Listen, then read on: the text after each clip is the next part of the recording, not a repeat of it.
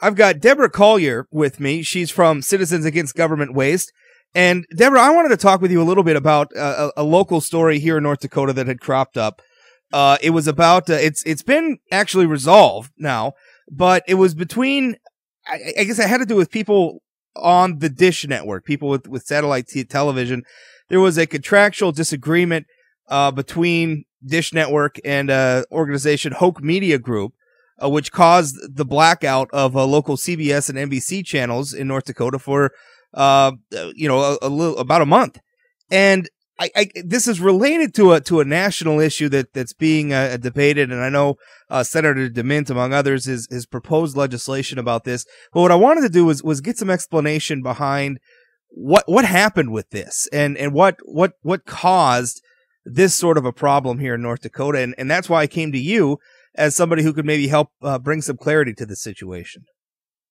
Right. Well, Rob, what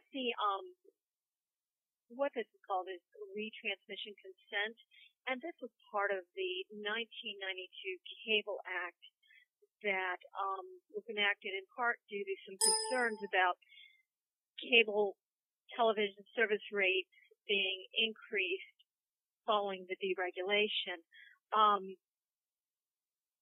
A lot of this was started because following dereg, the Congress noticed that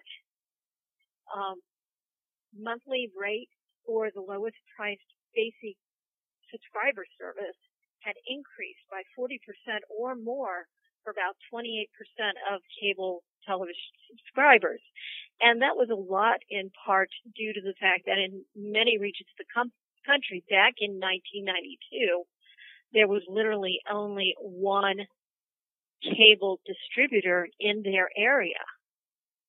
As we all know now, that's not necessarily the case. You have satellite providers, you have various broadband communication providers who are also providing cable type content. You have the cable providers. So the monopoly situation that existed back in 1992 isn't really that much of a factor anymore. So However, let me just so I understand what you're saying so far. What you're saying is back in a different media age than what we live in now. And I say that like it's the Stone Age, but the early 90s. Essentially, we had a situation where a lot of markets were served by one cable company, and the government passed regulations to keep that one cable company from exercising a monopoly in terms of pricing. But now that we have more choices, you're saying that regulation is causing problems. You're exactly right on that, Rob. And, there, as you mentioned, Senator DeMint and Congressman Steve Scalise from Louisiana have both introduced similar legislation to address this problem, which, is when these negotiations take place, and this is so frustrating for the consumer because they really don't have that much say in this. But when these negotiations take place to renew these contracts for retransmission, if they break down, there very well could be blackouts in that service area because there's no opportunity to go to other sources to get to carry the local channels. This is one of the things that the DeMint-Scalise bills would actually strengthen is that, it strengthens the property rights and the content. And it also, say a cable company does reach an impasse with a broadcaster, and there's other broadcasters, maybe not in that direct media market, but in like a local market, say Grand Forks versus Fargo, they could reach out to the other broadcasters and maybe contract with them during that blackout period while negotiations are ongoing rather than face blackout. That's one of the things that could be permitted under the DeMint-Scalise bill. You know, and it could also keep the cost down for the cable customers. If, you know, say, you know, I'm here based in Washington, D.C., and say the local affiliate here in D.C., the ABC affiliate, wanted $30 million a year to carry their signal to cable subscribers in the D.C. market, but the Baltimore affiliate, which is just up the road, may only want $20 million. Perhaps that gives you even better negotiating leverage to reduce costs to the consumers.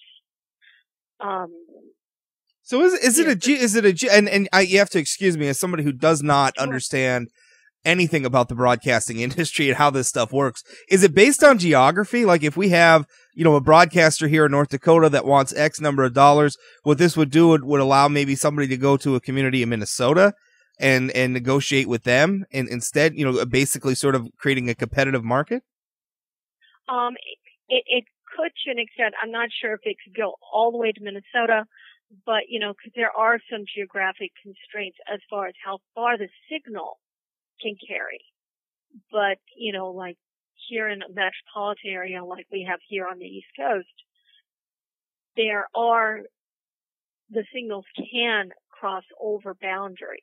Okay, so and when you're saying signal, this is still based on the idea of old like broadcast television, which almost nobody has anymore, right? Right. So and as you may be aware, you know, video content is actually being uploaded through a lot of different means, including the internet. You know, you've got various providers such as Roku and Hulu and all these other internet broadcast type services.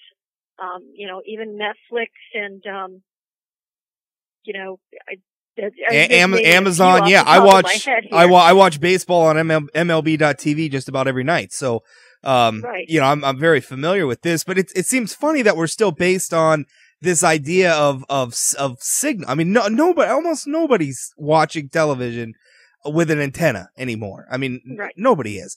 So, but we're still basing a lot of these negotiations on broadcast signals. Exactly. And this content is more the broadcast signal. And with this law, and how would this law change that situation, or what's being proposed in the Senate? Well, what's being proposed in the Senate is it would take more into account the content as opposed to the signal, and it actually looks at, you know, taking into account copyright laws. You know, we're also using very old copyright laws, and you know, it's just, you know, we're taking a law that was written in 1992 for the Cable Act.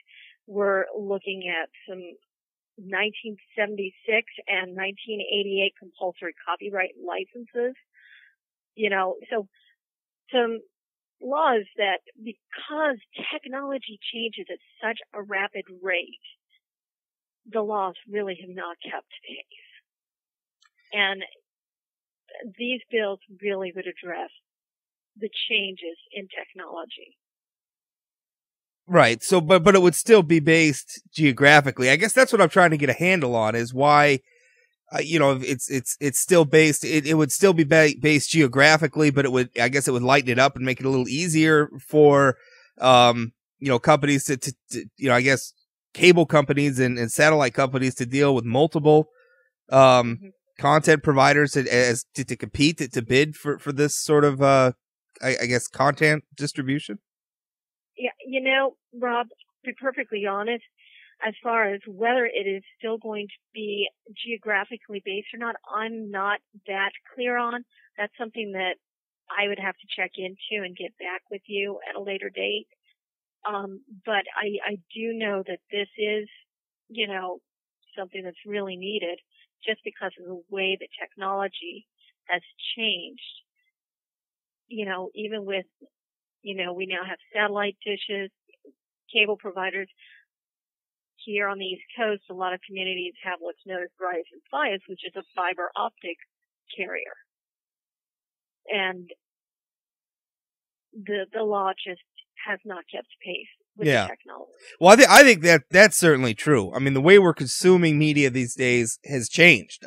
We don't have cable in my house. You know, we get just about all of our content over the internet. You know, obviously, you know, whether it's satellite, people are using, you know, cell phones now. It's changing, and obviously the laws need to change with that. And you know, frankly, it's a more competitive market than it ever was before. I mean, we're not limited by, you know, who buried cable out into a certain, you know, residential area or things like that. You know, that we've got data flying over the air and everything like that. And the laws need to be kept up to create a more competitive marketplace. And that certainly sounds like what this bill that Senators DeMint and Scalise are pushing. I mean, that sounds what it does. It flattens the market. It makes it more competitive, which is what we need in this competitive media age.